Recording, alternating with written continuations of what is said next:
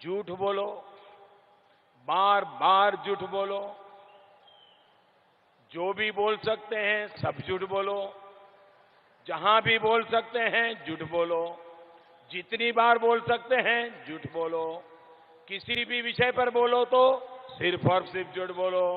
एक ही काम, झूठ बोलो, झूठ बोलो, झूठ बोलो, बार बार बोलो, बार बार बोलो, बार बार बोलो, हर जगह पे बोलो और जोर जोर से बोलो। क्या विपक्षी गठबंधन इंडिया से बीजेपी इतना डर गई कि अब इनके नेताओं के खिलाफ किसी भी हद तक जा सकती है?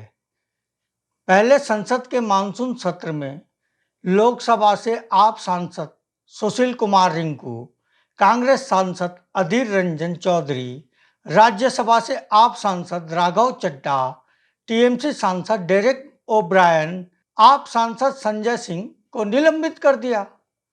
हालांकि जब बीजेपी विपक्ष में थी तब वह भी संसद सत्र के दौरान विरोध स्वरूप खुद भी हंगामा करती रही। अब आने वाले चुनाव के मद्देनजर बीजेपी ने राहुल गांधी की तरह प्रियंका गांधी को भी मुकदमे में घेरने की तैयारी कर ली है। मध्य प्रदेश सरकार को लेकर कांग्रेस नेता प्रियंका गांधी के एक ट्वीट ने ऐसा बवाल मचाया जिससे बीजेपी में हलचल मच गई, क्योंकि प्रियंका गांधी ने वहां भ्रष्टाचार का मुद्दा उठा लिया। इसी भ्रष्टाचार के मुद्दे पर कर्नाटक में बीजेपी की सरकार चली गई थी। अब भारतीय जनता पार्टी के विधि प्रकोष्ठ ने प्रियंका गांधी के ट्वीट मामले में 41 जिलों में प्राथमिकी दर्ज कराई है। बीजेपी के विधि प्रकोष्ठ ने न सिर्फ प्रियंका गांधी बल्कि कांग्रेस की एमपी इकाई के चीफ कमलनाथ के खिलाफ भी एफआईआर दर्ज कराई। प्रियंका गांधी ने शनिवार को ट्वीट कर दावा किया था कि मध्य प्रदेश के ठेकेदारों के एक संघ ने उच्च न्यायालय के मुख्य न्यायाधीश को पत्र लिखा है। इस शिकायती पत्र में आरोप लगाया गया है कि 50% कमीशन देने के बाद ही उन्हें भुगतान मिलता है। उन्होंने आरोप लगाया कि कर्नाटक की भ्रष्ट भाजपा सरकार 40% कमीशन वसूलती थी। मध्य प्रदेश में भाजपा सरकार अपने ही रिकॉर्ड को तोड़कर आगे निकल गई। कर्नाटक की जनता ने 40% कमीशन वाली सरकार को सत्ता से बाहर कर दिया था। अब मध्य प्रदेश की जनता 50% कमीशन वाली सरकार को सत्ता से हटाएगी। इस मामले में बताया गया कि प्रियंका और कमलनाथ के खिलाफ भोपाल, इंदौर, ग्वालियर समेत 41 जिलों में एफआईआर दर्ज कराई गई है। देखिए, मध्य प्रदेश में चोरी की सरकार इसलिए कहते हैं उसको क्योंकि पब्लिक ने मैंडेट तो दिया था कांग्रेस को, लेकिन भारतीय जनता पार्टी से सत्ता से बाहर रहा नहीं गया, इसलिए कांग्रेस में टूट करवा करके वहां पर उन्होंने अपनी सरकार बनाई। और सरकार में जो भ्रष्टाचार किया, पिछले 15 सालों से वो भ्रष्टाचार ही कर रहे थे, लेकिन उसके बाद जो चोरी की सरकार है उसने भ्रष्टाचार के सारे कीर्तिमान ध्वस्त कर दिए। 50% की कमीशन, उसके बारे में जब कांग्रेस पार्टी की राष्ट्रीय नेता श्रीमती प्रियंका गांधी ने आवाज उठाई तो उनके खिलाफ 41 जगह मुकदमे करवा दिए गए सत्ताधारी पार्टी के लोगों के द्वारा, उनके कार्यकर्ताओं के द्वारा। ये समझते हैं ईडी, सीबीआई, पुलिस की धमकी, एफआईआर ये दिखा करके और करके हमारे नेताओं को डरा देंगे। इनकी गलतफहमी है। कर्नाटका में जिस प्रकार से इनका हश्र हुआ, वही 50% की सरकार का हश्र मध्य प्रदेश में होने जा रहा है। प्रियंका गांधी या कांग्रेस का कोई भी कार्यकर्ता इनकी धमकियों से डरने वाला नहीं। अब सवाल यह है, इसी तरह के भ्रष्टाचार का आरोप प्रधानमंत्री नरेंद्र मोदी जी भी विपक्ष पर लगाते रहे हैं। उन्होंने एनसी पर भी 70,000 करोड़ के घोटाले का आरोप लगाया था। उनके इस भाषण के कुछ ही दिन बाद एनसीपी से अजित पवार अपने कुछ विधायकों के साथ महाराष्ट्र में एकनाथ शिंदे और बीजेपी गठबंधन की सरकार में शामिल हो गए। अजित पवार के साथ ही अन्य 4 विधायकों के खिलाफ ईडी और सीबीआई जांच चल रही थी। अब बीजेपी में जाने पर सब दूध के धुले हो गए।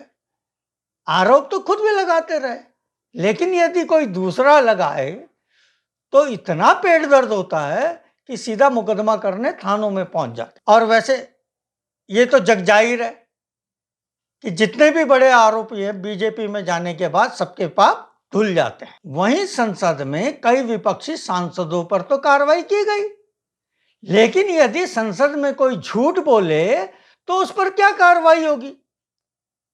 अभी अमित शाह ने ही खुद संसद में बहुत बड़ा झूठ बोल दिया। बाद में इनकी सरकार 6 साल चली। मैं पूछना चाहता हूं वो कलावती का क्या करा? वो कलावती को घर, बिजली, गैस, शौचालय, अनाज, स्वास्थ्य ये सब देने का काम नरेंद्र मोदी ने। तो कोणती मदत केली मला? आपल्याला मदत केली कोण? राहुल गांधीने केली। उन्होंने कलावती का उदाहरण दिया और संसद में झूठ बोला। केंद्रीय गृह मंत्री अमित शाह ने बुंदेलखंड की कलावती का जिक्र किया था। उन्होंने कहा था राहुल गांधी कलावती के घर भोजन करने गए। इसके बाद उन्होंने सदन में गरीबी का दारुण वर्णन किया। इसके बाद उनकी सरकार 6 साल चली, लेकिन मैं पूछना चाहता हूं कि उनकी सरकार ने उस गरीब महिला कलावती के लिए क्या किया? उस कलावती को घर, बिजली, गैस, शौचालय, अनाज, स्वास्थ्य यह सब देने का काम पीएम नरेंद्र मोदी ने किया। एक गरीब माँ कलावती या ऐसा कुछ नाम, कलावती बुंदेलखंड की बहन कलावती, उसके घर वो नेता भोजन करने गए और यहीं पीछे बैठकर गरीबी का बड़ा दारुण वर्णन, द्रवित हो जाए ऐसा वर्णन कर दिया। ठीक है भाई, अच्छा किया, आप इतने बड़े व्यक्ति होकर गरीब कलावती के घर पर भोजन पर गए, उसका भोजन कर लिया और इसकी वेदना को यहाँ वाचा दे दी। मगर बाद में इनकी सरकार 6 साल चली। मैं पूछना चाहता हूं वो कलावती का क्या करा? वो कलावती को घर, बिजली, गैस, शौचालय, अनाज, स्वास्थ्य ये सब देने का काम नरेंद्र मोदी ने। अमित शाह के इस दावे के बाद महाराष्ट्र के यवतमाल की रहने वाली कलावती बांदुरकर ने कहा कि भाजपा मोदी सरकार ने मुझे कुछ नहीं दिया, बल्कि राहुल गांधी की वजह से मेरी जिंदगी में बदलाव आया। राहुल गांधी के कारण ही वो सम्मान से जी सकी। उस कांग्रेस ने मुझे सारी सुविधाएं मुहैया कराई। सर्व खोटं आहे। आपल्याला मदत केली कोण? राहुल गांधीने केली। राहुल गांधीने मदत केली, आपल्याला जेवणाला लावलं, तर पुढे तर टाटसर करून सन्याने मोदीने मदत केली म्हणून सन्याने मी म्हणणार आहो का? कशी म्हणणार आहो? त्याचं खोटं आहे, त्याचं खोटंच म्हणणार आहो मी।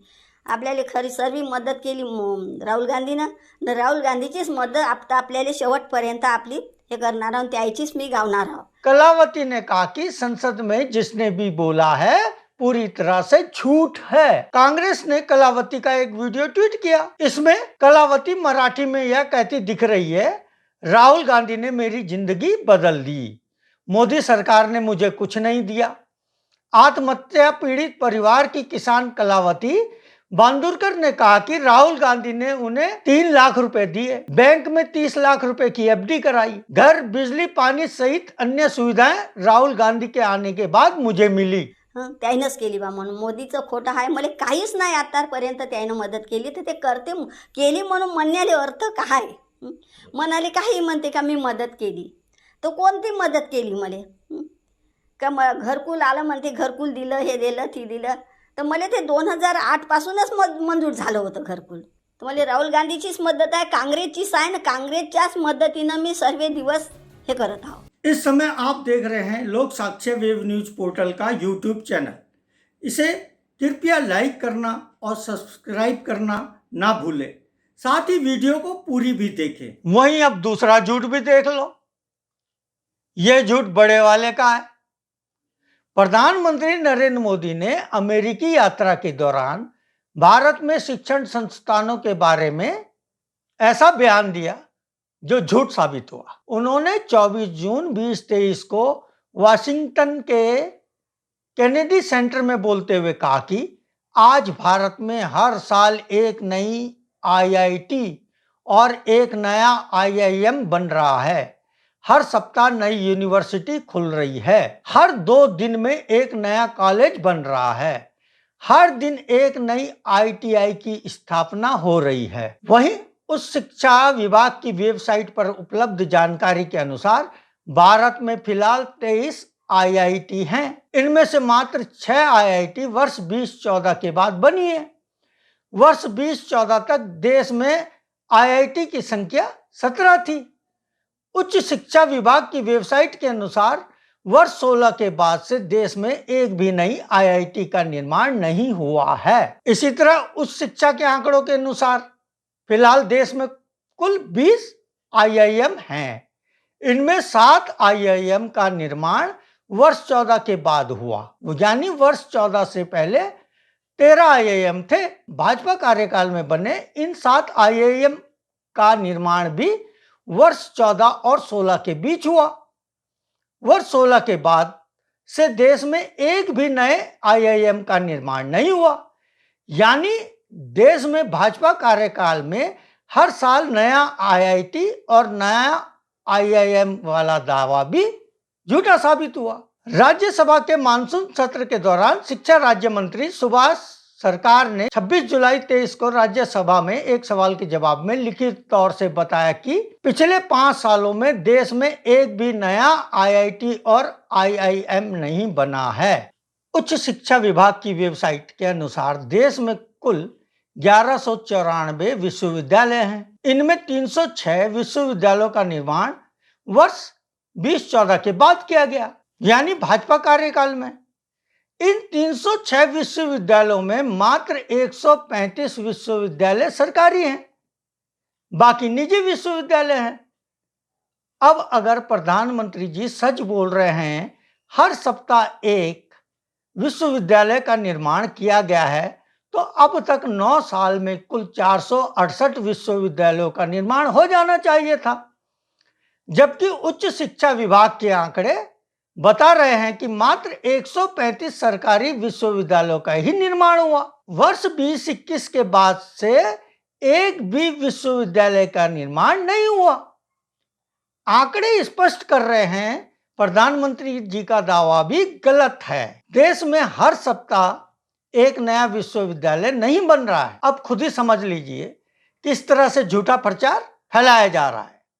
कौन चेक करेगा कितना सच है? कौन जाएगा आंकड़े तलाशने? ये सब उन्हें पता है, इसलिए यही तो आजकल परोसा जा रहा है। तभी तो मोदी जी बार बार बोलते हैं झूठ बोलो, बार बार झूठ बोलो, झूठ बोलते रहो। धन्यवाद।